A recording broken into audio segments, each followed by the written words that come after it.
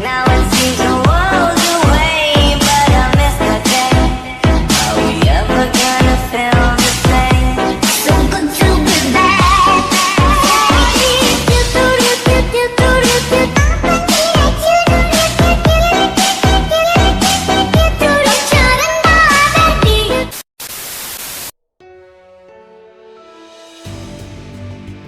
Yo guys, kembali lagi bersama saya di Donghua Anime Talk. Kali ini kita akan lanjut lagi, menceritakan alur novel The First Order episode 13.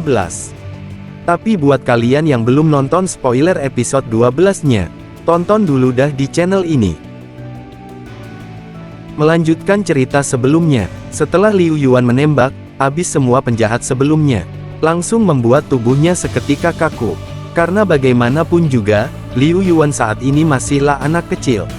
Membunuh seseorang tentu membuatnya depresi dan ketakutan.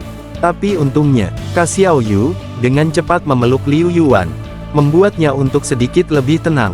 Setelah kejadian insiden ini, Liu Yuan dan Xiao Yu, berniat pergi meninggalkan kota. Liu Yuan ingin pergi ke dalam hutan. Namun Pak Zhang menghentikannya. Karena di hutan, para serigala sebelumnya telah berkeliaran. Pak Zhang berkata pada Liu Yuan untuk tidak perlu khawatir. Masalah insiden ini Pak Zhang sendiri yang akan mengurusnya. Di sisi lain, kelompok tentara Wang Chongyang mulai mendatangi tempat tinggal Pak Zhang. Karena mendengar keributan sebelumnya, para tentara telah mengetahui bahwa pistol itu memang diambil Ren Xiaosu. Saat Wang Chongyang ingin mendekati kediaman Pak Zhang, ia sempat dihentikan Wang Fugui. Wang Fugui sempat menyuruhnya untuk sedikit tenang, namun usahanya sia-sia. Wang Chongyang tetap berjalan dengan penuh emosi, ia langsung berjalan menuju kediaman Pak Zhang, yang dimana Liu Yuan dan Xiao Yu berada. Namun saat ia tepat berada di depan pintu rumah, Pak Zhang sendiri sudah menghadang kelompok tentara Wang Chongyang. Pak Zhang menghentikan dan memberikan sebuah kartu identitasnya kepada para tentara. Kartu itu berisi sebuah nomor penghalang 178. Ia menyuruh membawa benda itu ke dalam benteng dan menyuruh Fatlao untuk menemuinya. Pak Zhang berkata pada Liu Yuan dan Xiao Yu untuk tidak perlu khawatir. Selebihnya ia berterima kasih, karena Liu Yuan telah menyelamatkannya dari para penjahat sebelumnya. Liu Yuan bertanya kepada Pak Zhang apa yang dilakukannya sebelum menjadi guru. Pak Zhang menjawab ia pernah menjadi tentara.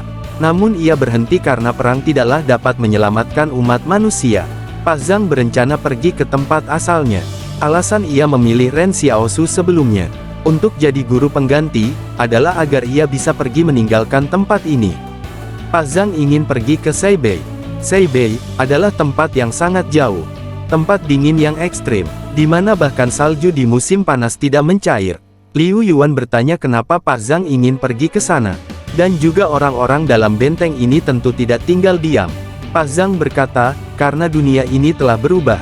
Perlahan orang yang kubutuhkan adalah orang yang menungguku. Pak Zhang juga mengingatkan untuk tak perlu khawatir, setelah ini para tentara itu tidak akan melakukan apapun padamu, dan pada akhirnya mereka hanya akan mengantar aku ke penghalang 178. Ucap Pak Zhang. Di sisi lain Fatlao telah melihat kartu identitas Pak Zhang. Ia pun dengan cepat bergegas untuk menemui Pak Zhang. Di dalam mobil, Fatlao menelpon pemimpin dari anggota pemimpin King sebelumnya. Fatlao berkata, bahwa Zhang Jinlin ada di sini.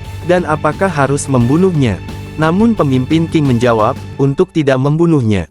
Karena jika ketahuan, para pembunuh dari penghalang 178 akan membalasnya. Pemimpin King itu pun menyuruh untuk mengantarkan Pak Zhang ke penghalang 178. Dengan begitu kita punya seseorang untuk menekan Seibei. Setelahnya, Fatlao menanyakan apakah menemukan sesuatu di pegunungan. Sesuatu yang dimaksud, mungkin adalah anggota tim Su Xiansu, yang mana salah satu di antara mereka ada penyanyi Lou Xinyu dan Bang Gembel Ren Xiaosu. Pemimpin King itu bertanya tentang kedua orang ini kepada Fatlao. Fatlao pun menjawab kalau penyanyi Lou Xinyu telah debut 2 tahun di dalam benteng. Adapun Ren Xiaosu dia punya adik laki-laki dan dia juga teman dari Pak Zhang. Setelah mendengar itu, pemimpin King itu pun menyuruh untuk tidak menyakiti adik laki-laki Ren Xiaosu. Setelah selesai bertelponan, pemimpin King itu memperkenalkan diri kepada Lou Xinyu dan Liu Bu, yang telah ditangkap. Dia adalah King San, King San pun menginterogasi keduanya. Ia bertanya tentang 3 orang lainnya, yaitu Ren Xiaosu, Yang Xiaojin dan Su Xiansu. Bocah Liu yang ketakutan langsung membocorkan semuanya tentang informasi 3 orang tersebut. Lou Xinyu di sampingnya, merasa jengkel akan sikap Liu Bu ini. Setelahnya mereka dibawa ke suatu tempat. Sambil berjalan King San menelpon seseorang yang bernama Su Men. Ia menyuruh untuk mencari 3 orang lainnya sebelum jam 12 malam. Setelah sampai di suatu tempat, baik Liu Bu maupun Lou Xinyu sangat terkejut. Karena di hadapan mereka ada makhluk yang menakutkan. Bentuk giginya itu seperti makhluk yang memakan mayat Susia kemarin. Lou Xinyu bertanya apa itu. King San pun mengatakan bahwa mereka adalah sesuatu yang ada sebelum bencana. Selebihnya ia juga baru mengetahuinya. King San menganggap makhluk ini sebagai subjek percobaan. Kemungkinan makhluk ini lari dari suatu laboratorium. Dikatakan organisme multiseluler seperti manusia semuanya lahir dan tumbuh dari konsep pembelahan sel.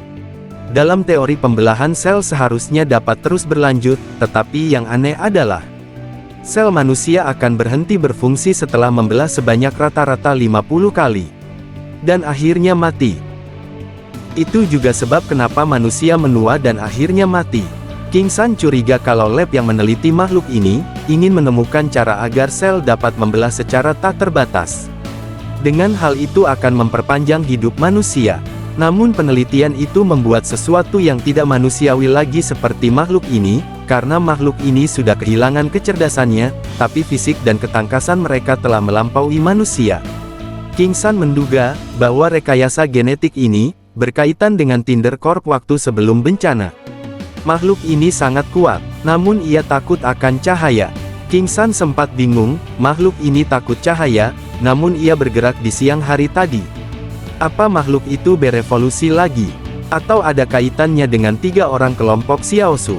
Di sisi lain Ren Xiaosu yang berada di sebuah gedung, ia berjalan ke sana kemari untuk mencari toko emas. Sesampainya di suatu tempat ia menemukan sebuah boneka kera sakti yang berantakan.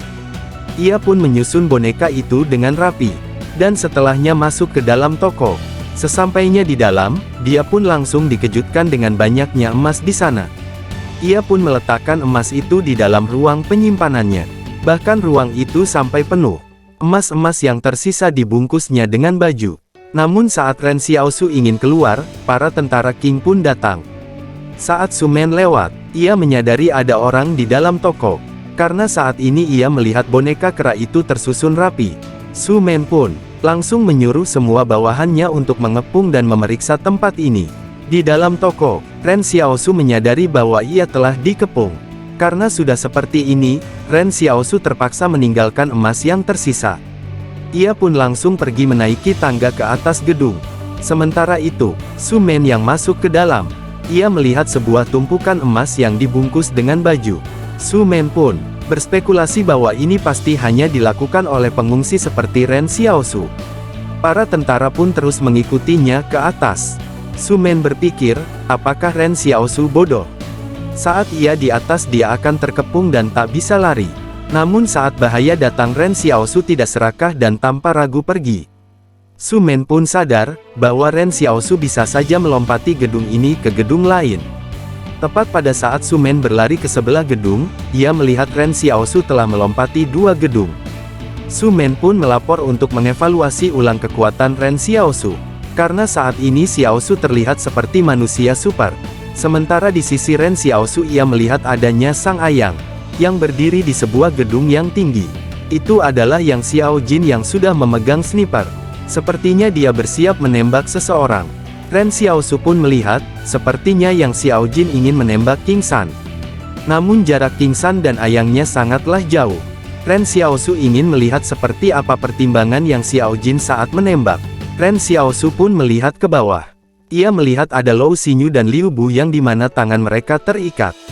Namun sesaat pandangan Xiaosu melihat Yang Xiaojin dan berbalik melihat Lou Xinyu, yang tiba-tiba sudah terlepas dari ikatan, dan langsung menyerang King San. Ia hampir membunuh King San. Namun ia gagal karena dihalangi oleh bawahan King San yang memakai kipas aneh. Setelahnya Lou Xinyu pun mundur, dan pergi dengan kekuatan supernya. Kekuatannya bisa masuk ke dalam kehampaan, layaknya Douzong di BTTH. Tepat ketika Lou Xinyu menghilang, di sisi lain yang Xiao Jin langsung menembak ke arah King San. Tembakan itu sudah pas, namun lagi-lagi, serangannya dihalangi oleh bawahan King San. Karena serangan itu bawahan King San langsung tewas. Dan sampai di sini dulu alur spoiler The First Order-nya. Kali ini Lou Xinyu sudah menunjukkan identitasnya sebagai manusia super. Dikatakan kemampuannya bernama Pintu Bayangan. Nah guys, terima kasih buat kalian semua yang sudah nonton. Dan akhir kata,